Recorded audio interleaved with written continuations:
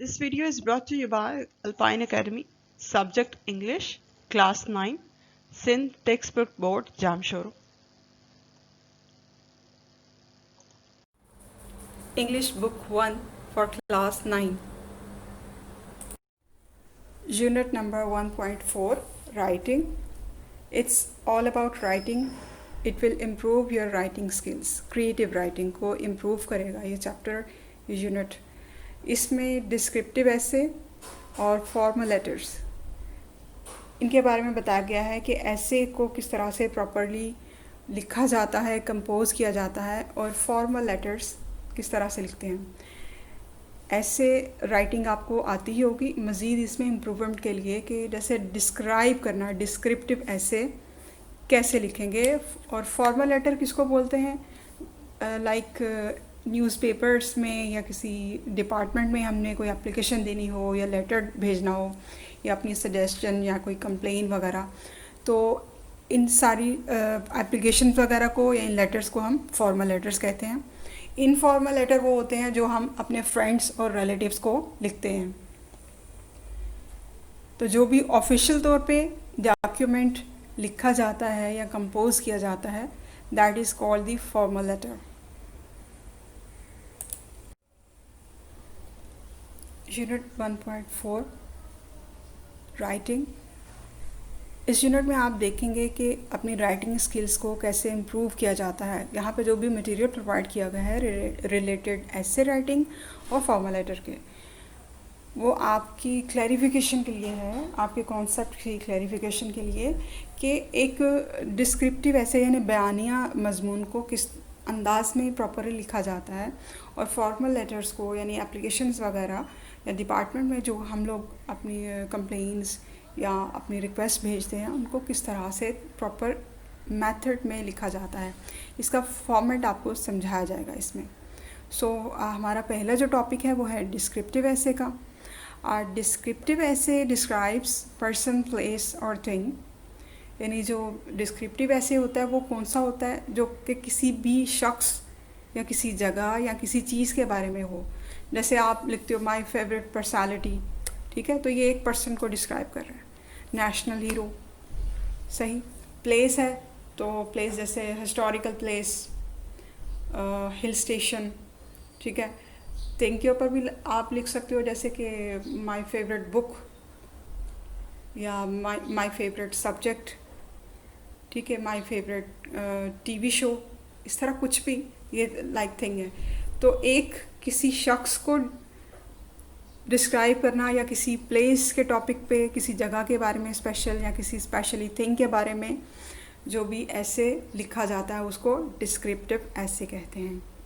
It includes important details about the person, place or thing in such a manner that the readers can create a picture in their mind about the object being described. अब ऐसे में क्या चीज़ included है कि इसमें जो भी person, अगर हम पर्सन से रिलेटेड ऐसे लिख रहे हैं या किसी प्लेस से रिलेटेड या फिर किसी चीज़ से रिलेटेड, ठीक है, जिस भी टॉपिक पे इन तीनों में से हम ऐसे डिस्क्राइब कर रहे हो, तो सपोज़ कि आप एक पर्सनालिटी के ऊपर ऐसे लिख रहे हो तो उसमें सारी डिटेल्स प्रोवाइड होती हैं. सारी डिटेल्स उसके बारे में प्रोवाइड की जाती हैं, बेसिक और कॉम्प्रिहेंसिव, और इस तरीके से डिस्क्राइब की जाती हैं, बयान की जाती हैं कि जो पढ़ने वाला है, रीडर्स जो पढ़ने वाला होता है, उसके माइंड में इसकी एक पिक्चर क्रिएट हो जाए. यानी इमेजिनेशन में वो लाइक उसको मतलब उसका अंदाज़े बयान इस तरह का होना चाहिए कि वो इमेजिन कर सके और उसका जो अंदाज़े बयान है वो उसको मुतासिर करे, ठीक है. अब इसमें देखिए कि यहाँ पर पर्सन्स क्या है, टॉपिक्स के बारे में मज़ीद इलाबोरेट किया गया है. यहाँ पर जैसे जनरल डिस्क्रिप्शन है, moving from general to specific, ठीक है. जनरल हम डिस्क्राइब करते हैं यानी आमतौर पर यूजुअली, ठीक है, और जनरल से हम स्पेसिफिक की तरफ ले जाते हैं. मतलब इसका ये है कि नॉर्मल जो बेसिक नॉलेज होती है उसको बताते हुए फिर हम उसकी स्पेशल कैरेक्टरिस्टिक्स तरफ मूव करते हैं. ऐसे में अपने डाटा को या अपने जो भी हमने बयान करना, अपनी वर्डिंग को, अपने टेक्स्ट को या अपने कंटेंट को इस तरह से डिज़ाइन किया जाता है. फिर उसमें है कि detail physical description of face, build, clothes, expression वगैरह। जैसे आप किसी पर्सनालिटी के बारे में लिख रहे हो, ठीक है, तो जनरली स्टार्ट के बाद स्पेसिफिक स्पेशल इंफॉर्मेशन जो ख़ास उससे रिलेटेड हो वो देने के साथ आपको क्या डिस्क्राइब करना होता है उसमें, फिज़िकल डिस्क्रिप्शन, यानी देखने में वो शख्स कैसा है, ठीक है, और देखने में उनकी पर्सनालिटी कैसी है, ठीक है, उन्होंने कैसे अपनी पर्सनालिटी को ग्रो किया, और उनकी वेयरिंग, जैसे क्लॉथ्स के बारे में आप बता सकते हो, ड्रेसिंग के बारे में बता सकते हो, उनकी हैबिट्स के बारे में बता सकते हो। एक्सप्रेशन मीन्स कि आप उनके एटीट्यूड या कुछ हैबिट्स होती हैं, उनका टेम्परामेंट वगैरह, उनके मिजाज, उनकी तबीयत, उनकी ख़ास आदत या बहुत ज़्यादा कोई क्वालिटीज़ होती हैं स्पेशल, ठीक है, उनको आप फिज़िकली यानी कि जो हमें देखने में उनकी पर्सनालिटी लग रही है या लगती है उसके बारे में आप डिस्क्राइब करते हो, ठीक है। थर्डली यहाँ पे ये बताया गया है कि पर्सनालिटी ट्रेट्स यानी शख्सियत की खसूसियात, खूबियाँ, for example habits, attitude, behaviour वगैरह, यानी उनकी कुछ ख़ास आदत कैसी हैं, उनका रवैया कैसा है, अखलाकियात कैसे हैं, ठीक है, ये सारी चीज़ें, मतलब कैसे भी कोई शख्स बहुत ज़्यादा ज़हीन है, कोई बहुत ज़्यादा कंस्ट्रक्टिव होता है, कोई क्रिएटिव है, कोई कुछ है, तो आपने जिसको भी आप डिस्क्राइब कर रहे हो फिर उसकी स्पेशल क्वालिटीज़ को आप बयान करोगे, राइट। अब सेकेंड बॉक्स में देखिए ऑब्जेक्ट्स एंड प्लेसेस। जब हम किसी जगह के बारे में या फिर किसी चीज़ के बारे में बयान कर रहे होते हैं किसी मजमून में, तो फिर क्या है इसमें, जैसे सीक्वेंस में हम फिज़िकल डिस्क्रिप्शन उसकी देते हैं, physical description and characteristics of an object or place moving from general to specific. बिल्कुल इसी तरह जैसे वो चीज़, जैसे अगर आप किसी बुक के बारे में बता रहे हो तो वो क्या है, क्यों है, कैसी है, या कोई जगह है तो उसको आप उसका हवाला दोगे कि वो किस तरह की है, कौन सी जगह है, कहाँ है, ये वो उसकी फिर खसूसियात मज़ीद, ठीक है, और जनरली आप डिस्क्राइब करोगे आम तौर पे। उसके बाद स्पेसिफिक का मतलब ये होता है कि स्पेशल क्या है उस जगह में या उस चीज़ में, वो स्पेशल क्वालिटी क्या है कि आप उसको डिस्क्राइब कर रहे हो उस ऐसे में, क्यों। फिर ये है कि फाइनर details of size, colour, shape, texture, structure वगैरह, मतलब उसके बाद मज़ीद आपने डिस्क्रिप्शन में जाना, यानी कि मज़ीद तफसीलात में जाना, बेटर, यानी उसमें आपने ये प्रूफ करना है कि हाँ मैं अगर इस जगह के बारे में बता रहा हूँ या इस ऑब्जेक्ट के बारे में बता रहा हूँ तो इसकी ये क्वालिटीज़ हैं, ये इस तरह की है, ये ऐसे है, इसका मतलब अगर ऑब्जेक्ट है, कोई चीज़ है तो इसके कलर, इसका स्ट्रक्चर, ये दिखने में कैसी है, इसकी ये चीज़ मुझे पसंद है, तो इसको आपने थोड़ा सा इलेबोरेट करके यानी कि थोड़ा सा वजाहत करते हुए इसको ज़रा बयान करना है। और इसका मोटिवेशन क्या होना चाहिए, यही मेन होना चाहिए कि आप इसकी अच्छी ट्रेड्स यानी खसूसियात को और इसके फ़ीचर्स को आप बयान कर रहे हो, ठीक है।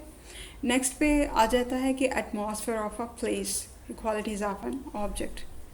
अगर आप किसी जगह के बारे में बता रहे हो तो उसका एटमॉस्फेयर आप ज़रूर बताओगे, ज़रूर मेंशन करोगे, राइट, कि यहाँ का टेम्परेचर कैसा है, क्लाइमेट किस तरह का है, वहाँ क्या चीज़ ज़्यादा अट्रैक्टिव है, विज़िटर्स के लिए क्या इम्पोर्टेंट है या उसकी स्पेशलिटी क्या है, हिस्टोरिकल इम्पोर्टेंस भी आप बता सकते हो, ठीक है। अगर आप किसी ऑब्जेक्ट यानी किसी चीज़ के बारे में बता रहे हो तो फिर आप उस चीज़ की स्पेशल क्वालिटीज़ क्या हैं या फिर उसके फीचर्स क्या हैं उसको आप डिस्कस कर सकते हो, राइट।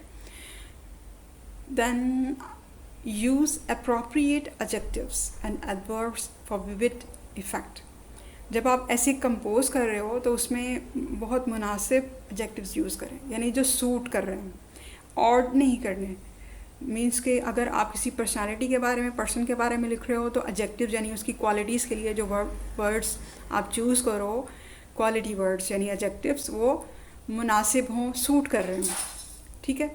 और एडवर्ब्स, ठीक है, जो आप यूज़ करो मतलब एक्शन को डिस्क्राइब करने वाले जो वर्ड्स होते हैं, that add to the meaning of a verb, तो वो अल्फाज या वो आपकी वोकैबुलरी जो है वो भी अच्छी होनी चाहिए। मीन्स के वोकैबुलरी पे भी फोकस करें ताकि इसका इम्प्रेशन अच्छा पड़े। Right the details in an appropriate way, अब आपने जो तफसीलात बयान करनी है वो एक बड़े मुनासिब से सीक्वेंस में, तनासुब में, अच्छे प्रोपोर्शन में आपने उसको डिस्क्राइब करना होता है। वैसे आप लोग मैट्रिक में हैं तो मैट्रिक के हिसाब से आपको जो वर्डिंग रेंज दी जाती है ऐसे में वो ऑलमोस्ट होती है 100 to 150 वर्ड्स, और या 100 to 150 या 150 to 200 अप्रॉक्सीमेटली, ठीक है। तो मीन्स कि आपने 2 पेजेस तो लिखने ही होते हैं, 1.5 पेज हो गया एटलीस्ट, या 2 पेजेस। कुछ स्टूडेंट बहुत ज़्यादा स्ट्रेंथ में भी चले जाते हैं, जैसे 3-4 पेजेस कर दिए, तो इतना ज़रूरी नहीं है जितना रिक्वायर्ड हो, क्योंकि अभी तो पेपर में क्वेश्चन जब आपसे को दिया जाता है तो वर्ड्स की रेंज भी दी जाती है, तो आप उसी रेंज में रहते हुए अच्छा काम करें। क्वालिटी का काम होना चाहिए, शॉर्ट हो, बहुत ज़्यादा लॉन्ग नहीं हो, एक्सीड ना करें, लेकिन क्वालिटी को मेंटेन रखें। लाइक उसकी वोकैबुलरी अच्छी हो, सीक्वेंस अच्छा हो, उसमें आप जो ग्रामेटिकल स्ट्रक्चर यूज़ करें वो राइट हो, स्पेलिंग्स ठीक हों, क्योंकि आप बहुत अच्छा लर्न करके अगर मिस्टेक्स कमिट करते हो उसमें राइटिंग में, तो फिर क्या होता है कि बहुत अच्छा लिखे होने के बावजूद अगर स्पेलिंग गलत है या ग्रामर की गलतियां हैं तो फिर आपके मार्क्स डिडक्ट हो जाते हैं। इसीलिए फोकस किया करें जब आप रीडिंग करते हैं, कॉम्प्रिहेंसिव वे में किया करें, साथ साथ देखा करें कि ग्रामर कैसे यूज़ हुई है, यहाँ पे स्ट्रक्चर क्या है, कौन से टेंसेस यूज़ हुए हैं, वर्ब्स की फॉर्म कौन सी है, एडजेक्टिव कौन से हैं। तो इससे क्या होता है कि जो इंटेलेक्चुअल नॉलेज होता है, पर्सनल नॉलेज इंसान का, वो इंक्रीज़ होता रहता है। जब वो फिर अप्लाई करता है, मतलब अमल, इम्प्लीमेंटेशन के वक्त, अमल करने के दौरान, जैसे जब आप लिख रहे हो, टेस्ट अटैम्प्ट कर रहे हो, एग्ज़ाम करते हो, तो उन चीज़ों का बहुत अच्छा असर पड़ता है आपकी एफ़र्ट पे, ठीक है, और आपको इसका बहुत फ़ायदा होता है। सो इस चीज़ का ख़ास ख्याल रखें ऐसे राइटिंग में कि मिस्टेक्स आपकी नहीं हों, इससे आपके मार्क्स डिडक्ट नहीं होंगे। Alpine Academy provides online tuition for all subjects of class 9th, metric, first year and inter. Please contact us on this WhatsApp number. Unit 1.4 exercise number 1. First, individually read the following essay titled Deserts. अब book में आगे आपको एक ऐसे descriptive ऐसे दिया गया है डेजर्ट पे, इट डिस्क्राइब अ प्लेस। अब आपने इसको खुद से पढ़ना है, ध्यान से पढ़ना है पहले, और कुछ चीज़ें नोटिस करनी है स्टडी करते हुए। Notice how the introductory and concluding paragraphs are written. ऐसे का जब स्टार्ट होता है और जो एंड होता है, स्टार्ट को इंट्रोडक्शन बोलते हैं और कंक्लूजन या कंक्लूडिंग पैराग्राफ जो लास्ट पे होता है, ठीक है। इन दोनों को आपने बहुत ज़्यादा तवज्जो से पढ़ना है, इनको नोटिस करना है कि स्टार्ट कैसे लिया गया, स्टार्ट में क्या क्या बताया गया, फिर किसी भी चीज़ को एंड कैसे करते हैं, कंक्लूजन में हमें क्या क्या लिखना चाहिए, किस अंदाज से उसको एंड करना चाहिए, ठीक है। Also notice how the topic, sentence and the other details are linked in each body paragraph. इस चीज़ को भी नोटिस करें कि किस तरह से सेंटेंसेस को, उनके टॉपिक को दूसरे सेंटेंसेस यानी कि दूसरे पैराग्राफ के साथ लिंक किया गया है, उनकी डिटेल्स को लिंक किया गया और उससे बॉडी पैराग्राफ बनाए गए हैं। Next, discuss the following aspects with your partner. आपके साथ जो भी आपके दोस्त हैं, आप फ्रेंड के साथ ग्रुप स्टडी कर रहे हो, उनके साथ आप मिल के इन चीज़ों को डिस्कस करें। Like discuss the introductory paragraph, जो स्टार्टिंग के ऊपर पैराग्राफ है, आप उसको डिस्कस करें कि ये किस तरह से लिखा हुआ है, इसमें क्या क्या बताया गया है। यानी एक ऐसे को स्टार्ट करने के लिए हमें किन चीज़ों को मद्देनज़र रखना चाहिए। फिर है, is the thesis statement at the end of the paragraph given is one statement और 2 सेंटेंसेस। अब ये 1 सेंटेंस में है या 2 में है, क्या थीसिस जो है लास्ट पे जब हम कंक्लूजन दे रहे होते हैं किसी चीज़ का, यानी एक ऐसे को एंड करते हैं तो लास्ट पे अपनी तरफ से एक स्टेटमेंट देते हैं, ठीक है, कि मेरे ख्याल से ये ऐसे है, यानी ये अच्छा है या बुरा है या इस तरह का है, या बस मैंने ये सब कुछ ऊपर जस्टिफाई किया, जस्टिफिकेशन दी कि मैं इसलिए इसकी तारीफ़ कर रही हूँ या इस तरह है। तो लास्ट पे मैं अपनी तरफ से एक रिज़ल्ट क्या दूँगी, वो बहुत इम्पॉर्टेंट होता है, ठीक है। आपने ये देखना है कि इस ऐसे में वो एक ही जुमले में है या 2 में है, उसको हम थीसिस लाइन कहते हैं. The thesis statement should contain all the key ideas that are covered in the essay. अब थीसिस स्टेटमेंट की एक खूबी आपको यहाँ पे बताई गई है और वो होनी चाहिए ट्रेड क्या कि जब भी कभी आप कंक्लूड करो अपने ऐसे को एंड करो, जिसको हम थीसिस स्टेटमेंट कहते हैं, उसके अंदर की वैल्यूज़ होनी चाहिए, की पॉइंट्स होने चाहिए, वो उस सारी चीज़ों को रिकवर करे जिसको जस्टिफाई किया हमने पूरे ऐसे में, स्टार्ट से लेके वहाँ तक एंड तक. हम जो जस्टिफिकेशन कर रहे हैं कि लाइक अगर कोई चीज़ अच्छी है तो ये अच्छी है, इस तरह की है, क्यों अच्छी है, इसके क्या फ़ायदे हैं. तो या अगर हम किसी के बैड एस्पेक्ट बता रहे हैं तो उससे रिलेटेड, लेकिन लास्ट की जो कंक्लूडिंग लाइंस होती है, ठीक है, उसको पढ़ने से हमें इस चीज़ का अच्छी तरीके से अंदाज़ा होना चाहिए कि हमने पूरे ऐसे में एक्चुअली क्या बयान किया है, क्या डिस्क्राइब किया है. अंडरलाइन द टॉपिक स्टेटमेंट और sentence in each body paragraph. ठीक है, जो बॉडी पैराग्राफ्स हैं मीन्स के ऐसे कंस्ट्रक्ट करते हुए, कंपोज करते हुए आपने 2 पैराग्राफ बनाए इंट्रोडक्शन के बाद, ठीक है, या 3 है जो भी हैं, उसमें से जो फर्स्ट लाइन होती है, ठीक है, क्योंकि एक पैराग्राफ में हम एक ही चीज़ की बात, तकरीबन एक मेन हमारा टॉपिक होता है, उसी को हम डिस्क्राइब कर रहे होते हैं. ठीक है, तो आपने जो फर्स्ट लाइन होती है वहाँ से वो स्टार्ट लेना होता है, उसके अंदर आपने अपना टॉपिक स्टार्ट करना होता है कि इस पैराग्राफ में आप कौन सी बात कर रहे हैं. तो यहाँ से आप हर पैराग्राफ की जो फर्स्ट लाइन है उसको आप अंडरलाइन करें.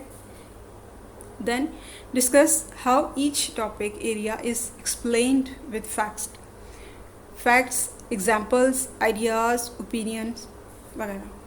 फिर इस चीज़ पे आप डिस्कशन करें. ठीक है, ये जो टॉपिक एरिया है यानी टॉपिक लाइन है वो किस तरह से बयान की गई है और फिर इसको साबित करने के लिए आगे पैराग्राफ में क्या कहा गया है, किस तरह से इसको जस्टिफाई किया गया है. ठीक है, लाइक अगर हम एक पैराग्राफ में सिर्फ एजुकेशन की ही बात कर रहे हो, जैसे कि अगर अल्लामा इकबाल कैसे है और उनकी एजुकेशन के ऊपर बात हो रही है, तो एजुकेशन से रिलेटेड एक लाइन जो है फर्स्ट लाइन होगी, वो होगी टॉपिक सेंटेंस.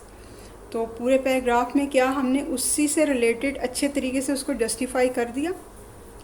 इसी तरह कोई भी टॉपिक हो, जब आप फर्स्ट लाइन स्टार्ट करते हो किसी भी पैराग्राफ की, तो आप जिस चीज़ को बताना चाह रहे हो उस पैराग्राफ में, पूरे पैराग्राफ में उसी से रिलेटेड बात होनी चाहिए और किस अंदाज में हुई, अच्छी हुई, कैसी वोकैबुलरी यूज़ की, एडजेक्टिव्स कैसे यूज़ किए, ये बस अब आप नोट करें. नेक्स्ट है see how the closing paragraph is written. अब क्लोजिंग पैराग्राफ कौन सा है, वही स्टेटमेंट जो है थीसिस लाइन लास्ट पे जो एंड वाला पैराग्राफ है ना, ठीक है, जहाँ पे ऐसे ख़त्म हो रहे हैं, आपने उसको देखना है, उसको डिस्कस करना है. Underline the signalling closing word or phrase used. सबसे लास्ट पे जो क्लोजिंग, जैसे एक वर्ड हो गया या एक लाइन है या कोई फ्रेज़ है स्पेशल जिसके साथ पैराग्राफ को ख़त्म किया गया है, एंड किया गया है, उसको भी आप देखें. फ्रेज़ का क्या होती है, कुछ सेंटेंसेस जैसे in the morning, part of sentence which has some little meaning of itself and it is composed of some words. इनका कंप्लीट मीनिंग नहीं होता, लेकिन 2-3 अल्फाज के मजमूए से मिलके एक जुमले का हिस्सा समझ लें. ठीक है, वो बनता है जिसको फ्रेज़ बोलते हैं. तो आप उसको, उस लास्ट फ्रेज़ को भी नोटिस करें कि वो क्या है, किस तरह से, या क्या लिखा हुआ उसमें, कैसे स्ट्रक्चर है उसका. Also discuss how the paragraph briefly brings together the central idea. फिर इस चीज़ को भी नोटिस करें कि पैराग्राफ में किस तरीके से सेंट्रल आइडिया यानी कि मेन जो फोकस है उसको किस तरह से बताया गया है. ऑल द सपोर्टिंग आइडियाज़, और इसके अलावा जो इससे रिलेटेड एक सेंट्रल आइडिया होता है, मेन फोकस हमारा किस पे है, उसके साथ मज़ीद उससे रिलेटेड मज़ीद आइडियाज़ जो हमने बयान किए हैं, क्या उसको भी ये सपोर्ट कर रहा है, यानी उसकी फेवर में भी है. Underline the concluding statement. ठीक है, जो लास्ट वाली जो लाइन है, एक है या 2 हैं, ठीक है, वो जब आपने ऊपर किया है उसको अंडरलाइन, तो आपको पता चल जाएगा कि ये 2 हैं या एक सेंटेंस है. उसको आपने अंडरलाइन करना है, एंडिंग लाइन्स को. ठीक है. Then does it give an idea, suggestion, recommendation. तो फिर लास्ट जो लाइन आपने स्टेटमेंट यानी थीसिस स्टेटमेंट को अंडरलाइन किया, ठीक है, तो उसको डिस्कस करें और देखें, नोटिस करें कि क्या ये कोई आइडिया दे रही है या कुछ सजेस्ट कर रही है, हमें कोई राय दे रही है कि हमें इस तरह करना चाहिए, या कुछ नया नॉलेज कुछ सोचने पे मजबूर कर रही है, या फिर कुछ रेकमेंड कर रही है। ठीक है, तो इन सारी चीज़ों को जब आप ध्यान से सारी स्टडी इन एंगल्स को मद्देनज़र रखते हुए करेंगे तो डेफिनेटली आप बहुत कुछ सीखेंगे ऐसे कंपोजिशन के हवाले से इंशाल्लाह। डेजर्ट्स आपकी बुक में ये ऐसे दिया गया है। इस ऐसे को आपने बहुत तवज्जो से स्टडी करना है, रीड करना है कॉम्प्रिहेंसिव स्टाइल में, और इन सारी चीज़ों को आपने अंडरलाइन भी करना है और स्पेशली नोटिस करना है जो अभी आपको बताई गई हैं कि इस ऐसे को रीड करते हुए आपने ये चीज़ों को नोटिस करना है। सो इसका फर्स्ट पैराग्राफ जो है इसको इंट्रोडक्शन कहते हैं, इंट्रोडक्टरी पैराग्राफ है, और स्टार्टिंग और एंडिंग यानी कंक्लूजन पे और इंट्रोडक्शन पे बहुत ज़्यादा फोकस करना चाहिए, इनको अच्छे से कंपोज करना चाहिए, क्योंकि जब आपका पेपर चेक हो रहा होता है तो एग्ज़ामिनर को आप किसी भी क्वेश्चन को हैंडलिंग के स्टार्टिंग पॉइंट से और कंक्लूडिंग पॉइंट से पता चल जाता है, वो आपकी वर्थ को एस्टिमेट कर लेता है कि इस स्टूडेंट का लेवल क्या है। तो इसलिए be careful about your start and end of any question, specially essays. तो ऐसे राइटिंग में देखिए फर्स्ट लाइन इसकी कितनी कैची है। It is difficult to imagine what a desert looks like without having seen one. इतनी खूबसूरत कंपोज हुई है, बहुत कैची है, अट्रैक्ट कर रही है। A desert is a vast plain of sands and stones, having some mountains and hills of various sizes and heights. They are usually without roads or shelters. Sometimes deserts have springs of water, which create green, grassy spots with a few trees. अब ये इसमें mention किया हुआ कि desert में कुछ water spring होते हैं, यानी कि पानी के चश्मे। पानी के चश्मे क्या होते हैं कि नहीं पता होता, बाज़ औक़ात अचानक ज़ेर ज़मीन को छोटी छोटी वाटर बॉडीज़ जो हैं वो डिस्कवर हो जाती हैं या फाइंड होती हैं, तो उनको हम कहते हैं स्प्रिंग ऑफ वाटर, लेकिन ये बहुत कम होते हैं डेजर्ट्स में, और जहाँ पर ये होते हैं वहाँ पे ग्रीनरी ग्रो हो जाती है। One of the most remarkable deserts of the world is the Sahara desert.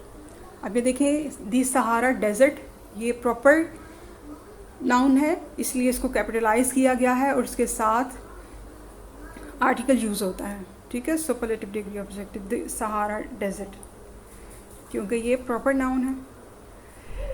Next paragraph देखिए, नेक्स्ट पैराग्राफ स्टार्ट हो रहा है, इसको हम बॉडी पैराग्राफ कहेंगे।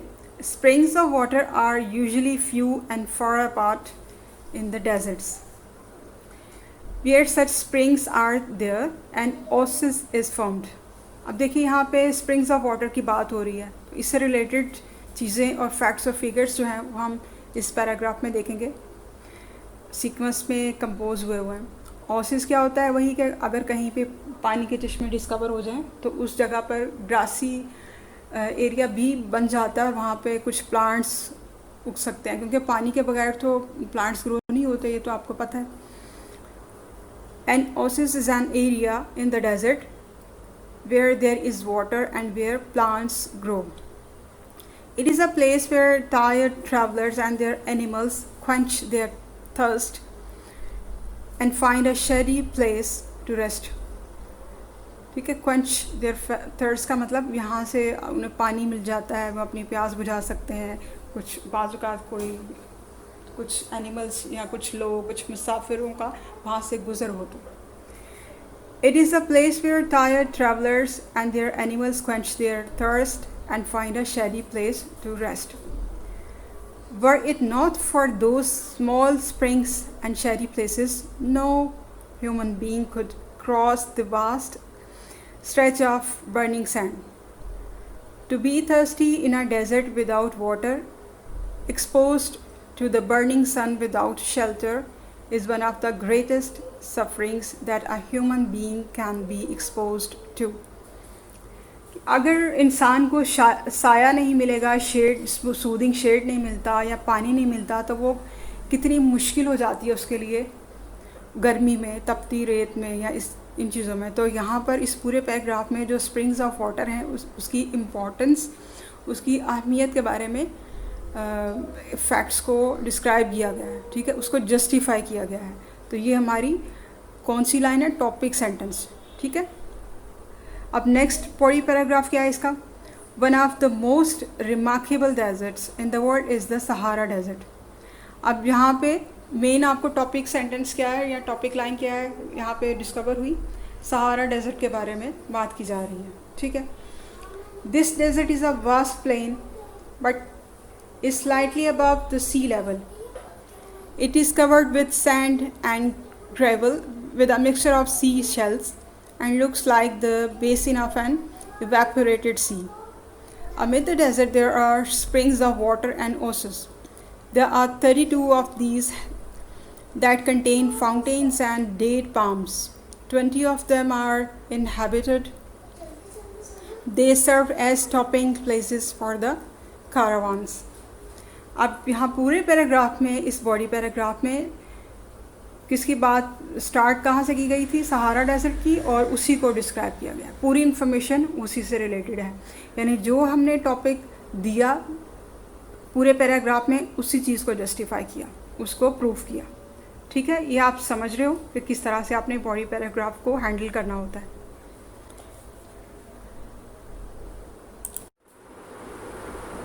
राइटिंग डेजर्ट्स का जो बाकी ऐसे है, मतलब लास्ट पे जो लास्ट पैराग्राफ है वो ये है। To conclude, a desert has vast areas of just sand with no trees or forests. The only places where a few trees and some grass can be found are the oases where the tired and thirsty travelers can rest. Traveling in the desert used to be and sometimes still is very risky, and lack of water can lead to suffering and death. However, modern technology including satellite phones and advanced modes of transport have greatly reduced the risks and sufferings. अब writer ने conclude कर दिया, इसे यहाँ पे and किया, ठीक है। अब इसके अंदर स्टेटमेंट देखिए लास्ट पे, modern technology including satellite phones and advanced modes of transport have greatly reduce the risks and sufferings. इस स्टाइल में उन्होंने अपने ऐसे को एंड किया है, लाइक थीसिस स्टेटमेंट और लाइन, ठीक है। अब कंक्लूजन में उन्होंने जो भी ऊपर बताया कि डेजर्ट क्या होते हैं, ठीक है, डेजर्ट में क्या डिफ़िकल्टीज़ हैं पेश आ सकती हैं, जैसे वहाँ पे पानी नहीं है, ग्रीनरी नहीं है, ठीक है, लेकिन कुछ स्प्रिंग्स ऑफ वाटर होते हैं। फिर उसमें उन्होंने बताया कि जो सबसे काफ़ी फेमस डेजर्ट है सहारा डेजर्ट, ठीक है, उसके बारे में डिस्क्राइब किया। फिर वहाँ पे स्प्रिंग ऑफ वाटर जहाँ पर हैं वहाँ पे क्या फैक्ट्स हैं, उसके फिगर्स बताएंगे। फिर वहाँ इस तरह ऐसे है वैसे है, सारी डिटेल्स देने के बाद इस ऐसे को उन्होंने एंड कर दिया, ठीक है। और एंड पे उन्होंने सारी चीज़ों को सम अप किया है, यानी जो कुछ ऊपर बताया उसमें उन्होंने बता दिया कि वैसे मुश्किल है, पानी के बगैर गुजारा करना बहुत मुश्किल है ट्रैवलर्स के लिए, लेकिन आजकल की जो मॉडर्न टेक्नोलॉजी है उसने इन मुश्किलात को काफ़ी हद तक कम कर दिया है, सही। तो आप देखिए कि इसका कंक्लूजन भी किस अच्छे अंदाज में किया गया है। तो आप भी ट्राई करें और इससे टेक्निक्स सीखिए कि अच्छा ऐसे किस तरह कंपोज किया जाता है, उसका इंट्रोडक्शन कैसा होना चाहिए, जो स्टार्टिंग लाइन है उसके ऊपर फोकस हो। फिर बॉडी पैराग्राफ के अंदर जब स्टार्टिंग लाइन होती है टॉपिक सेंटेंस, उससे रिलेटेड हमें चीज़ों को जस्टिफाई करना पड़ता है पूरे पैराग्राफ में। एक पैराग्राफ में स्पेसिफिक एक पॉइंट की बात होती है जो उसी के अराउंड रिवॉल्व करती है, यानी उसी के बारे में बताती है, और लास्ट पे हम सारी चीज़ों को रिकवर करते हैं, यानी समराइज़ कर देते हैं कि ऊपर हमने जो जो कहा उसको शॉर्टली अच्छे अंदाज में लिख के अपना ऐसे एंड करते हैं। और लास्ट पे एक दो अच्छी सी कैची सी लाइंस क्रिएट करनी चाहिए जिससे इम्प्रेशन अच्छा पड़े, और हमारा जो पर्पस है कि हमने किस तरीके से पूरे ऐसे को डिस्क्राइब किया उसको समराइज़ करते हैं। Unit number 1.4 exercise number 2, Now work in pairs and write a descriptive essay of at least 4 paragraphs on any one of the following topics. यहाँ नीचे आपको 4 टॉपिक्स दिए गए हैं ऐसे राइटिंग के लिए. अब आपने कम से कम 4 पैराग्राफ में अपने ऐसे को कंपोज करना है. स्टार्टिंग का होगा इंट्रोडक्शन, फिर मज़ीद 2 बॉडी पैराग्राफ्स, इसमें से 3 भी हो सकते हैं, या तो आप 2 पैराग्राफ या 3 पैराग्राफ बना लें, और लास्ट पे एक कंक्लूजन यानी कि एक कंक्लूडिंग पैराग्राफ, एंडिंग. ठीक है, जैसे आपने ऊपर ऐसे सारा कॉम्प्रीहेंड किया, आपको एक्सप्लेन किया गया कि डेजर्ट्स ऐसे किस तरह से लिखा हुआ है, कौन सी टेक्निक्स इसमें यूज़ हुई हैं, तो आपने डिस्क्रिप्टिव ऐसे ही लिखना है इसी टेक्निक्स को इस्तेमाल करते हुए, समझते हुए. First one is my village, my town और माई सिटी. आप जहाँ भी रहते हो, किसी भी शहर में रह रहे हो, कराची, लाहौर, इस्लामाबाद, कोई भी सिटी है, तो आप जहाँ भी रह रहे हो आपके पास बहुत सी इंफॉर्मेशन भी होगी, उस शहर से रिलेटेड डाटा होगा, फैक्ट्स एंड फिगर्स होंगे, आप वहाँ की ट्रेडिशंस को जानते होंगे. ठीक है, और इसके अलावा आपको बहुत सारी चीज़ें पसंद होंगी, तो आप बहुत कुछ ऑर्गेनाइज़ करके इसको सीक्वेंस में लिख सकते हो. किस स्टाइल में लिखना है आपने? डिस्क्रिप्टिव स्टाइल में, राइट. सेकंड ऑप्शन है आ हिस्टोरिकल प्लेस. अगर इंटरनेशनल तारीख़ी जगह के बारे में आपको कुछ मालूम है तो आप उसके बारे में बयान करें, और अगर पाकिस्तान की किसी प्लेस के बारे में आप जानते हैं तारीख़ी जगह, तो आप उसके बारे में लिखें. लेकिन चूज़ टॉपिक आप वही करें, और वही करना चाहिए जिससे रिलेटेड आपके पास इंफॉर्मेशन हो, प्रैक्टिस हो, आप उसके बारे में जानते हो, कुछ नॉलेज हो, और आप अपनी राय भी दे सकें. Third one is a scenic place, मतलब कि एक खूबसूरत जगह, बहुत खूबसूरत या तसव्वुराती जगह या नेचुरल ब्यूटी के ऊपर, तो जो आपको प्लेस पसंद हो उसके बारे में लिख सकते हो. Number 4 is school playground. बहुत ईजी टॉपिक है. स्कूल में तो आप बचपन से जाते हो, पढ़ते हो, और प्लेग्राउंड के बारे में आपको डिस्क्राइब करना है कि कैसे आप अपना टाइम वहाँ पे मैनेज करते हो और कैसे स्पेंड करते हो ब्रेक टाइम को फ्रेंड्स के साथ, लंच शेयरिंग में, या डिफरेंट एक्टिविटीज़ में, स्पोर्ट्स में, लाइक. तो इस तरह से इसमें से कोई भी टॉपिक आप चूज़ करें, और एटलीस्ट 1 टॉपिक के ऊपर आप ज़रूर ऐसे लिखें, लेकिन आपको चारों टॉपिक्स के ऊपर ऐसे लिखकर सीखना चाहिए कि डिस्क्रिप्टिव ऐसे कैसे लिखते हैं.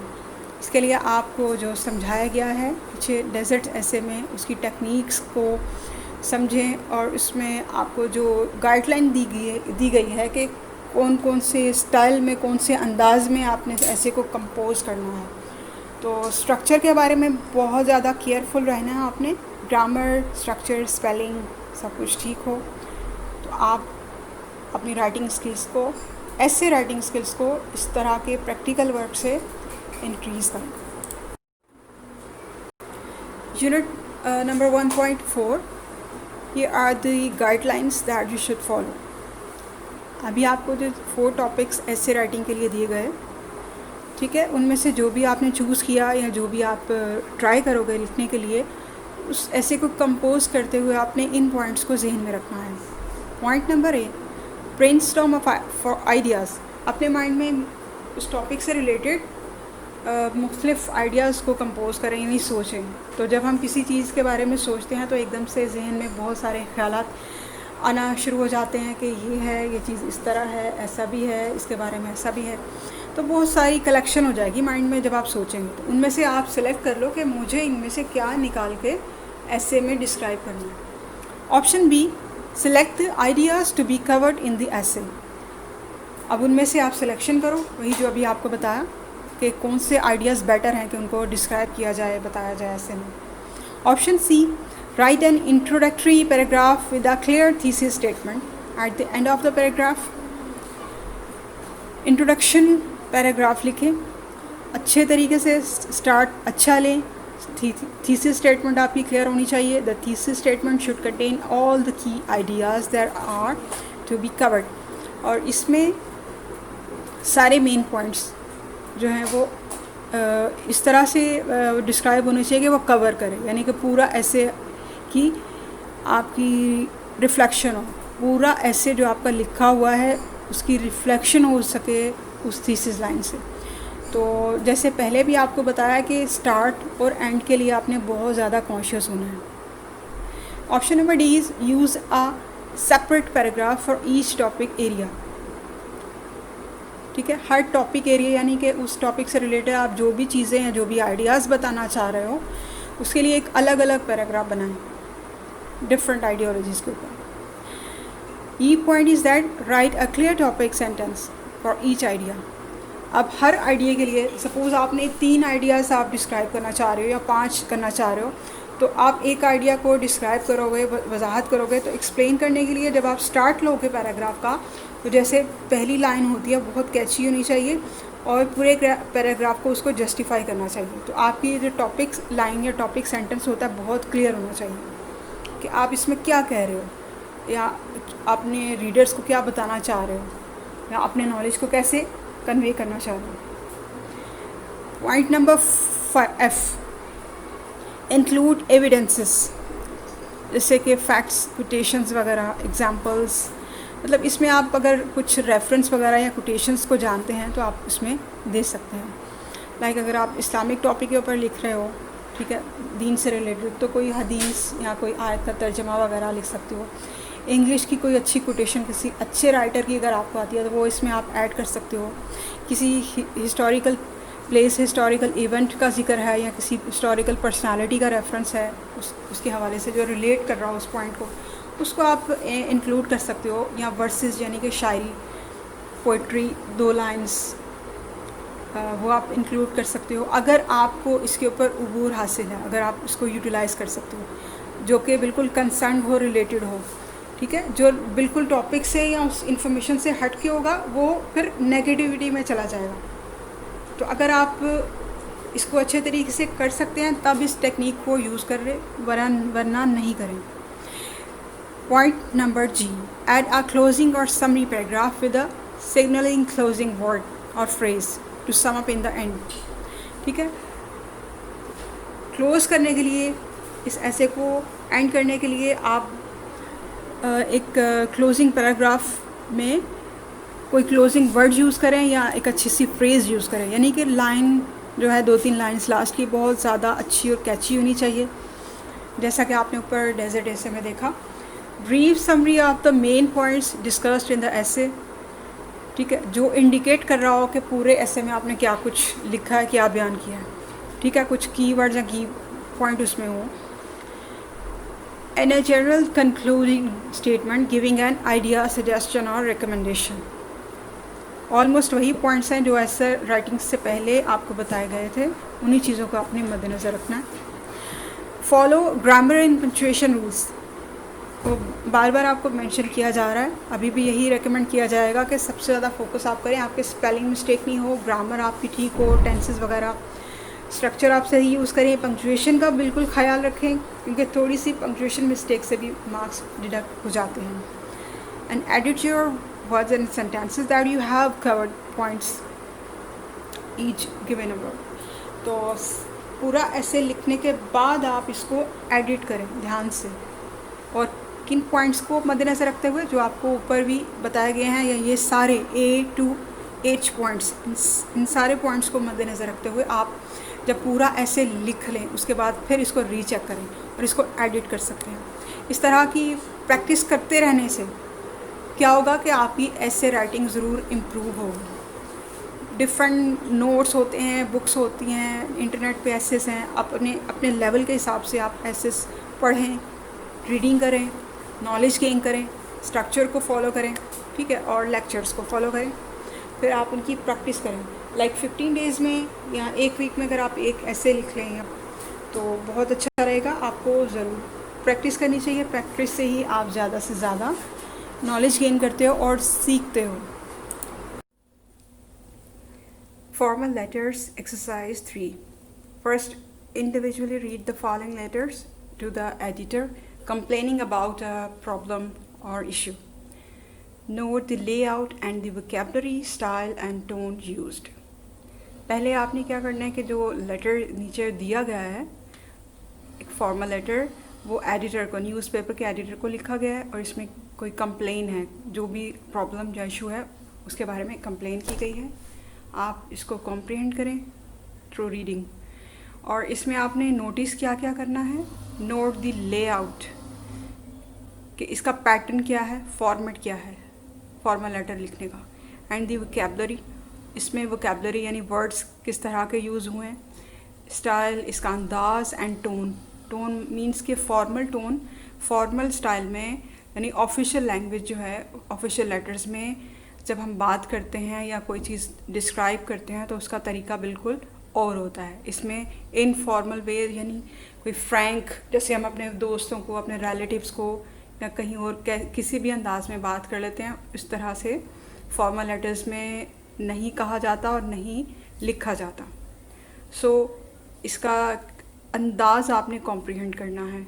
ओके, लेटर को हम स्टार्ट करते हैं। August 19, 2018। The editor, Daily Dawn, Karachi. अब स्टार्टिंग पे देखिए, लेफ़्ट साइड से आपने स्टार्ट करना है। डेट का फॉर्मेट देखिए, पहले month, name of the month आएगा, उसके साथ डेट, जैसे 19 अगस्त है, और जब आप डेट मेंशन करो तो उसके बाद एक कॉमा पुट करो।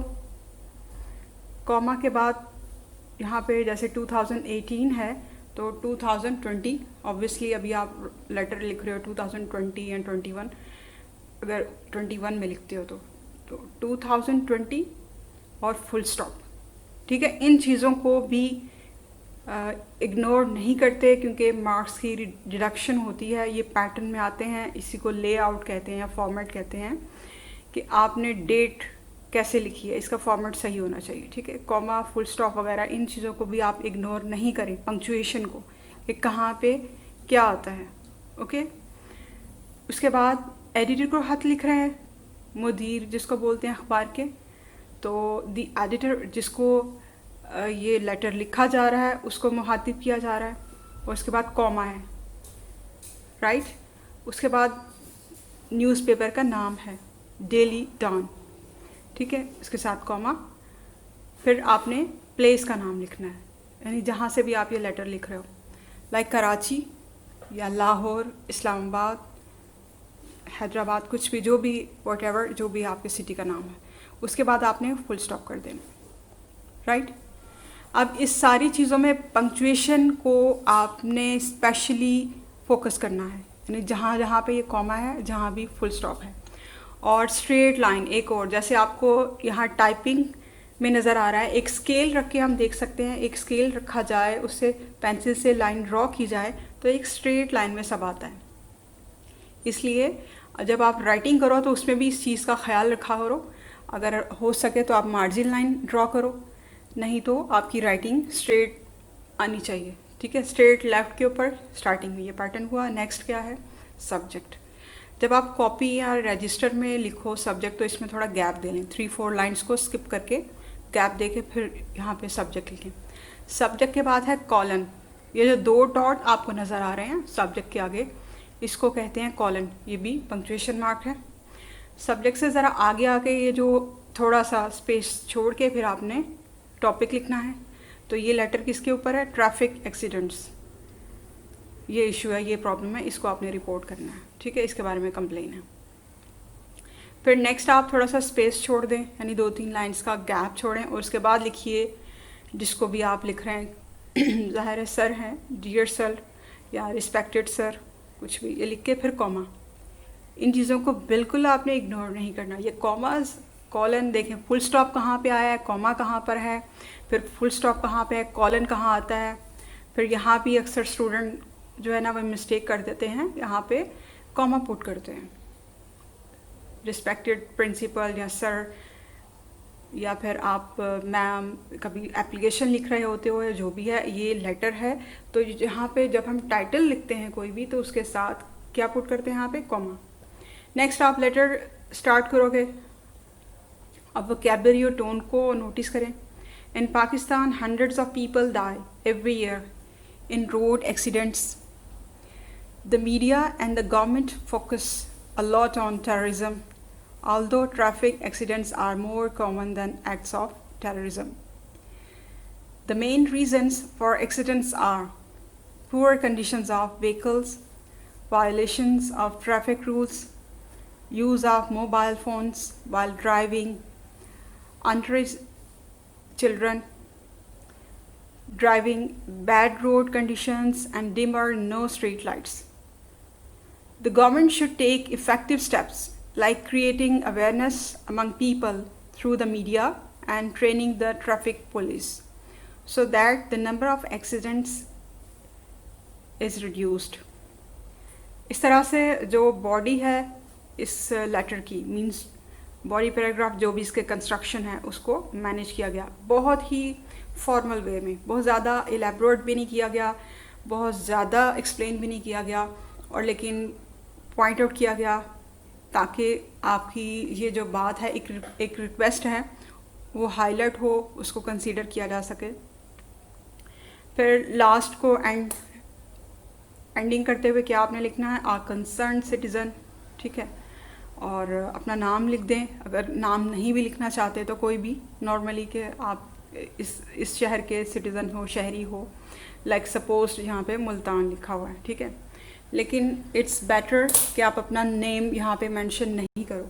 इसकी रीज़न क्या है, इसकी रीज़न भी इंशाल्लाह नेक्स्ट आपको एक्सप्लेन करेंगे। So this is the way to write a formal letter. Unit number 1.4, इसमें आपको फॉर्मल लेटर राइटिंग एक्सप्लेन की जा रही है, और फर्स्ट लेटर हम डिस्कस कर चुके हैं, और ये सेकंड लेटर मिसाल के तौर पे आपको पेश किया गया है बुक में। और फर्स्ट लेटर रीड करने से पहले हमने कुछ इसके कंस्ट्रक्शन के हवाले से कि कंपोज कैसे करना है फॉर्मल लेटर, इसके कुछ रूल्स डिस्कस किए थे। आप उन्हीं चीज़ों को मद्देनज़र रखें और इस लेटर में भी उन चीज़ों को नोट करते रहें। सेम लाइक वही इसका पैटर्न है, फॉर्मेट है स्टार्टिंग का। लेफ़्ट साइड पे आप लिखोगे डेट पहले August 12, 2018 फुल स्टॉप। आप ये लेटर किसको लिख रहे हैं, एडिटर को लिख रहे हैं तो दी एडिटर आएगा, कॉमा, उसके बाद कौन से न्यूज़पेपर को, एक्सप्रेस ट्रिब्यून, कॉमा, और सिटी का नाम जैसे कराची, फुल स्टॉप। उसके बाद आप सब्जेक्ट पे आ जाइए, बैनिंग प्लास्टिक बैग्स, यानी प्लास्टिक बैग्स को बैन किया जाए, ये आप रिक्वेस्ट कर रहे हैं अथॉरिटीज़ से। Dear madam, comma, plastic bags can cause land destruction because plastic can turn good fertile land into barren land। Plastic bags की वजह से environment pollute होता है और डैमेज होती है fertile land, यानी ज़रख़ीज़ ज़मीन जो है वो बंजर हो जाती है। This is because according to scientists plastic takes more than 500 years to break down in a landfill। तो ये आप जस्टिफिकेशन दे रहे हैं कि प्लास्टिक का इस्तेमाल सही नहीं है, ठीक है, ये हमारे एनवायरनमेंट को, उसकी सेफ्टी को मुतासिर कर रहा है। नेक्स्ट आप क्या इसमें ऐड कर सकते हो, like moreover scientist have also found that plastic bags can be a source of many deadly diseases such as cancer, birth defects, immune damage and asthma. फिर आप मज़ीद उसको बोलिए कि भाई प्लास्टिक्स की वजह से बहुत सारी बीमारियाँ ख़तरनाक बीमारियाँ फैलती हैं। साइंटिस्ट ने इसको प्रूव किया है इन्वेस्टिगेशन से, रिसर्च से, जैसे कुछ बीमारियों का जिक्र है यहाँ पर। According to the minister of climate change, more than 55 billion plastic shopping bags are being used in Pakistan and their use is going up every year by about 15%। तो आपने इसमें डाटा वगैरह इंक्लूड कर दिया। पाकिस्तान में आप रिपोर्ट कर रहे हो तो आप अपने कंट्री के हिसाब से एक एनालिसिस, डाटा एनालिसिस को इसमें कोट कर दिया है। बहुत अच्छी बात है, ये एक अट्रैक्टिव वे है अपने पॉइंट को मज़ीद जस्टिफाई करने का।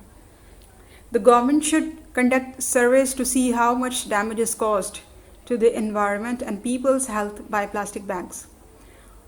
यहाँ पे ये भी एक डिमांड कोट की गई है कि गवर्नमेंट भी इस तरह के सर्वे करवा सकती है कि कितना ज़्यादा इन्वायरमेंट प्लास्टिक, सिर्फ प्लास्टिक बैग्स की वजह से मुतासर हुआ है, डैमेज हुआ है, और लोगों की हेल्थ पे इसका कितना असर हुआ है, इसकी वजह से कितने लोगों की सेहत मुतासर हुई है। आप सर्वेस करके भी एनालिसिस कर सकते हैं। फिर आगे रिक्वेस्ट कोट की जा रही है, steps should then be taken to create awareness among the people about loss of fertile land for future generations and the health risk in using plastic bags. उसके बाद ये आप रिक्वेस्ट कर रहे हैं कि अवेयरनेस होनी चाहिए, लोगों को देनी चाहिए कि प्लास्टिक बैग्स का इस्तेमाल ठीक नहीं है, इससे क्या क्या नुकसान हो सकते हैं। Moreover laws should be passed to reduce the use of plastic bags to an essential minimum. ठीक है, तो आगे ये भी दरख्वास्त की जा रही है कि जितनी जल्दी मुमकिन हो, जैसे भी हो, जितने भी इक़दामात मुमकिन हो कि प्लास्टिक बैग्स का इस्तेमाल कम हो, ये करनी चाहिए गवर्नमेंट को. ठीक है, उसके बाद लास्ट पे आपने एंडिंग इसकी करनी है मुनीर अल्ताफ़ तुर्बत से, यानी शहर का नाम है और एप्लीकेशन देने वाले का नाम यहाँ पर मेंशन्ड है. ठीक है, इस तरीके से ये एक सेकंड एग्जांपल आपके सामने पेश की गई है जिसमें एक फॉर्मल लेटर लिखा हुआ है. और अक्सर आप लोग पढ़ते हो और आपने शायद आपको एक्सपीरियंस हुआ हो, जैसे लोड शेडिंग, वाटर प्रॉब्लम है, म्यूनसिपल प्रॉब्लम है आपकी लोकेलिटी में, रोड्स ख़राब हैं.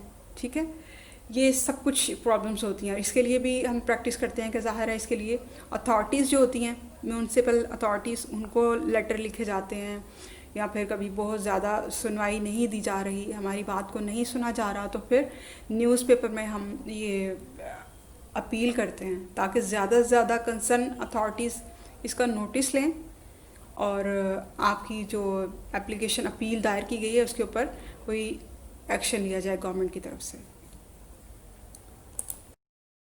For more details on remaining lectures, chapters and exercises of this book, please send us a message on WhatsApp number. ये WhatsApp number जो यहाँ पे mention है, यहाँ पे आप मैसेज कर सकते हैं इस बुक से या इस एक्सरसाइज से रिलेटेड कोई भी क्वेश्चन हो या क्वेरी हो, हम ज़रूर आपको रिस्पॉन्स करेंगे. इसके अलावा आप हमें ईमेल भी कर सकते हैं at alpineacademy@gmail.com. यूनिट 1.4 जिसमें आपको राइटिंग के बारे में बताया जा रहा है, और हमने अभी डिस्कस किया पहले फॉर्मल लेटर राइटिंग के बारे में. ठीक है, यहाँ पे मज़ीद इंस्ट्रक्शन आपको दी जा रही हैं ताकि प्रैक्टिकली आप इन चीज़ों को करके देखें और लर्न करें इससे कि how to write a formal letter by yourself. Work with a partner and analyze these letters by discussing the following aspects. आप ग्रुप स्टडी में बैठिए या फिर अपने फ्रेंड्स के साथ. ठीक है, और इन दोनों लेटर्स को 2-3 दफ़ा रीड आउट करें. रीडिंग करने के बाद आप इन चीज़ों को नोटिस करें. Number 1, to which newspapers editor were these letters written. सबसे पहले आप ये नोट करें, आप अपने पास कोई पेंसिल कॉपी रख सकते हैं. रीडिंग करें और फिर ये नोट करें कि ये कौन से एडिटर्स को, किन न्यूज़पेपर्स के एडिटर्स को ये दोनों लेटर्स लिखे गए थे. तो आई थिंक आपको याद ही होगा लेटर 1 जो है वो किसको लिखा गया था, डेली डाउन के एडिटर को, और सेकंड लेटर एक्सप्रेस ट्रिब्यून के एडिटर को. ठीक है, बहरहाल आप ख़ुद भी इसको देखें. Option B is that Are these letters addressed to a man or a woman? जैसे लेटर 1 है उसमें किसको एड्रेस किया गया, यानी किसको मुखातिब किया गया. अगर सर लिखा है तो ऑब्वियसली वो मैन होगा, और अगर मैडम लिखा है तो वो वुमेन होगी. Option C, what problem has been identified in letter 1 and in letter 2. Letter 1 में क्या प्रॉब्लम थी, क्या इशू था, यानी जो सब्जेक्ट में हम मेंशन करते हैं, और लेटर 2 में क्या प्रॉब्लम थी, या लेटर 2 किस प्रॉब्लम की तरफ तवज्जो करवाने के लिए हमने लिखा, उसका सब्जेक्ट क्या था. ऑप्शन नंबर डी क्या है, which of these letters gives reasons for the problem. इन दोनों लेटर्स आपने रीड किए, स्टडी किए, इन दोनों में से देखिए कि प्रॉब्लम जो भी मसला है, ठीक है, उससे रिलेटेड रीजंस किस में हैं ज़्यादा. जैसे प्लास्टिक बैग्स यूज़ नहीं करने चाहिए. ठीक है, क्या इसकी रीज़न्स हमने दी, लेटर में रीज़न्स आपने पढ़ी. इस तरह फर्स्ट लेटर में क्या था, फर्स्ट लेटर में आपने देखा कि इसका सब्जेक्ट क्या था, ट्रैफिक एक्सीडेंट्स. ठीक है, तो क्या ट्रैफिक एक्सीडेंट किस वजह से होते हैं, वो रीज़न्स न्यूज़पेपर में हैं. आप ये नोटिस करें, देखिए, उसको रीड करें और फिर एग्ज़ामिन करें और देखें कि वहाँ पे रीज़न्स हैं या नहीं. Option E, which of this letters give suggestions. इन लेटर में से कौन सा लेटर है, कौन सा फॉर्मल लेटर इस तरह का है जिसमें सजेशन दी गई है, यानी राय दी गई है कि इस तरह होना चाहिए, ऐसा होना चाहिए, इस तरह करने से ऐसा बेहतर हो सकता है या ऐसे स्टेप्स लेने चाहिए। फिर पॉइंट नंबर एफ क्या है, do we know who wrote both these letters, क्या हमें पता है कि ये दोनों लेटर्स किसने लिखे? तो लास्ट के ऊपर मेंशन है दोनों लेटर्स पे, एक में क्या लिखा हुआ है, दूसरे में क्या लिखा हुआ है। एक में सिटीज़न है नॉर्मल किसी भी सिटी का, और दूसरे में नेम मेंशन है। इट मीन्स कि अगर आप चाहें तो सिर्फ अपने इलाके को, लोकेलिटी को मेंशन कर सकते हैं, अपना नाम लिखना ज़रूरी नहीं। और अगर आप चाहें तो आप अपना नाम भी मेंशन करते हैं प्लेस के साथ, एरिया के साथ। और ऑप्शन नंबर एफ क्या है, do we know who wrote both these letters. And the option G, why is the name of one writer missing। ठीक है, इन दोनों में एक जगह पे मेंशन है कि सिटीज़न और दूसरी जगह पे मेंशन है नेम ऑफ द पर्सन। अब एक जगह पे नेम क्यों मिसिंग है, आई थिंक इसका जवाब भी हम डिस्कस कर चुके हैं, और आप खुद भी इस बारे में सोच सकते हैं, कुछ गेस कर सकते हैं कि what is the reason for missing the name of the writer in one letter. So we hope that कि यू बेटर अंडरस्टैंड, आपको समझ आई होगी कि फॉर्मल लेटर्स किस तरह लिखते हैं। अब आप मज़ीद टॉपिक्स के साथ इसी तरह के लेटर्स लिख सकते हैं घर में अपनी राइटिंग स्किल्स को एनालाइज करने के लिए, असेस करने के लिए। लाइक आपकी लोकेलिटी में वाटर प्रॉब्लम है, आपकी लोकेलिटी में सफाई नहीं हो रही प्रॉपरली, आपको वो कंप्लेन करना है, या लोड शेडिंग बहुत ज़्यादा है। तो इस तरह के बहुत सारे टॉपिक्स होते हैं। आप उन टॉपिक्स को लेके इस पैटर्न पे लेटर लिखने की कोशिश करें और फॉर्मल राइटिंग को सीखें। यूनिट नंबर 1.4 राइटिंग, इसकी एक्सरसाइज नंबर 4 क्या है, work in pairs and write a letter to the editor complaining about a problem या कोई और issue of the letter given about. अब इसमें आपको एक एक्टिविटी दे दी गई है कि आप लेटर जो है वो राइट डाउन करें। आप इसमें ग्रुप स्टडी में बैठ के भी इसको कर सकते हो, या 2 स्टूडेंट्स मिल के, या आप सोलो, आप खुद इंडिविजुअली भी इसको लिख सकते हो सोच के।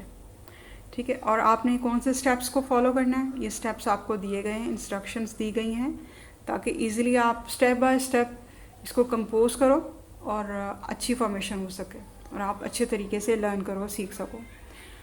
Option or the step number 1 A is brainstorm for ideas।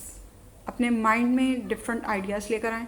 पहले तो सबसे पहले तो एक प्रॉब्लम या कोई इशू सोच लें, बेशक वही जो ऊपर डिस्क्राइब हुई हैं। ये भी आप पढ़ सकते हो कि 2 लेटर्स बुक में आपने पहले पढ़े हैं, ठीक है, उन दोनों के ऊपर आप बेशक अपने वर्ड्स में खुद से कंपोज करें, डिफरेंट वोकैबुलरी और स्टाइल यूज़ करके, कि इसी प्रॉब्लम को हम इस तरीके से भी कोट कर सकते हैं, कंप्लेन कर सकते हैं आगे। या फिर आप कोई प्रॉब्लम डिफरेंट ले लें अपने एरिया या लोकेलिटी से रिलेटेड, या कोई भी इशू जो आप समझते हैं कि इसको कंप्लेन करना चाहिए, गवर्नमेंट को इस पर एक्शन लेना चाहिए। एजुकेशन में भी बहुत सारी ऐसी चीज़ें होती हैं, और डिमांडिंग नोट्स होते हैं कि ऐसा होना चाहिए, ऐसा होना चाहिए, सोसाइटी में ऐसा होना चाहिए। तो आप कोई भी प्रॉब्लम, कोई भी इशू, कोई भी टॉपिक लें, ठीक है, और सबसे पहले ब्रेनस्टॉर्मिंग करें, डिफरेंट आइडियाज़ अपने माइंड में लेकर आएँ कि ऐसे बात होनी चाहिए, ऐसे बात होनी चाहिए, इस तरह से, इस तरह से। नेक्स्ट स्टेप क्या होगा, step number B, select the ideas to be covered in the letter. फिर उनमें से आपने सिलेक्शन करनी है कि कौन से आइडियाज़ बेटर हैं जो लेटर में लिखे जाएँ, और ये आपने फॉर्मल लेटर लिखना है, बहुत ज़्यादा लेंथी नहीं और एक्स्ट्रा बात नहीं। Step number C, decide the name of the newspaper and the gender of the editor. ठीक है, अब आपने किस न्यूज़पेपर में ये लेटर लिखना है आप चूज़ करें। बहुत सारे न्यूज़पेपर्स हैं, तो आप किसको लेटर लिखना पसंद करेंगे। न्यूज़पेपर का नेम सेलेक्ट करें, और फिर जेंडर यानी कि आपने किसी सर को लिखना है, या फीमेल लेटर, फीमेल एडमिनिस्ट्रेशन को लिखना है, मैडम या फिर सर, डिपेंड्स अपॉन यू कि what do you choose to address something. तो एडिटर की सिलेक्शन होगी, न्यूज़पेपर की सिलेक्शन होगी। फिर स्टेप नंबर डी इस क्या है, state the problem in paragraph 1। सबसे पहले फर्स्ट पैराग्राफ में आपने प्रॉब्लम को बताना है कि मसला क्या है, इशू क्या है, प्रॉब्लम क्या है आपकी। ठीक है, फिर स्टेप नंबर ई आ गया, list the possible reasons for the problems in paragraph 2। ठीक है, अब जो भी पॉसिबल रीजंस हैं, वजूहात हैं, ठीक है, उनको आप सेकंड पैराग्राफ में मेंशन कीजिए उस प्रॉब्लम से रिलेटेड, राइट। फिर step number F, give ideas, opinions, suggestions to the concerned body in paragraph 3। अब तीसरा एक पैराग्राफ बनाइए और उसमें कंसर्न बॉडी मीन्स अथॉरिटीज़ जो होती हैं, जो गवर्नमेंट की तरफ से जो भी इदारे बने हुए हैं, कंसर्न यानी जिस इदारे से रिलेटेड आपने जो इश्यू या मसला भेजा है वही इदारे को आप मुखातिब करें, ठीक है, और उनको कहिए या उन एडिटर को कहें कि उन अथॉरिटीज़ की तवज्जो उस तरफ दिलवाए, उन तक ये पैगाम पहुंचा दे आपका, ठीक है, कि ये किया जाए, आइडिया दे दें या अपनी राय दें कि इस तरह होना चाहिए, ये इक़दामात होने चाहिए, ऐसा होना चाहिए। तो आप इसको पैराग्राफ 3 में कंपोज करें। G point is that use the appropriate format, layout, vocabulary and tone। यानी इसका फॉर्मेट जो है बड़ा मुनासिब सा जो फॉर्मल राइटिंग के लिए होता है वो आपने सेलेक्ट करना है, बिल्कुल इसी तरह जैसे लेटर नंबर 1 और 2 में आपने देखा। उन्हीं चीज़ों को फॉलो करें। पंक्चुएशन मार्क्स जो हैं उनको आपने स्पेशली फोकस करना है, पैटर्न को करना है, अपने स्टाइल को करना है, टोन को, हर चीज़ को, right. And the step H is that edit to check for points C to G stated above। यानी अभी ये जो आपको एक्सप्लेन किया जा रहा है वहाँ स्टेप नंबर C से लेके स्टेप नंबर G तक जो चीज़ें आपको कही गई हैं इन सबको रीचेक करना आपने, ठीक है। जब लेटर पूरा कंपोज हो जाए दोबारा से फिर रीचेक करें कि क्या इसके मुताबिक हमने ये लेटर लिखा है, अकॉर्डिंगली है, अगर नहीं है तो हम इसको कुछ ना कुछ एडिट कर लें। तो आपने बाद में इसको पूरा कंपोज करने के बाद इसकी रीचेकिंग ज़रूर करनी है। इस तरह से आप 4-5 लेटर्स लिखोगे और पढ़ोगे कहीं से, कुछ 4-5 लेटर्स आप स्टडी करते हो और 4-5 लेटर्स आप खुद से कंपोज करते हो, तो आप फॉर्मल लेटर राइटिंग के बारे में बहुत कुछ जान जाओगे और ख़ुद इस काबिल हो जाओगे कि आप खुद से एक अच्छा फॉर्मल लेटर लिख सको। किसी भी किस्म के क्वेश्चन या क्वेरी के लिए हमसे आप कांटेक्ट कर सकते हैं व्हाट्सएप पे या हमें ईमेल कर सकते हैं। इसके अलावा प्लीज़ हमारे यूट्यूब के चैनल अल्पाइन एकेडमी को ज़रूर सब्सक्राइब करें। Thank you.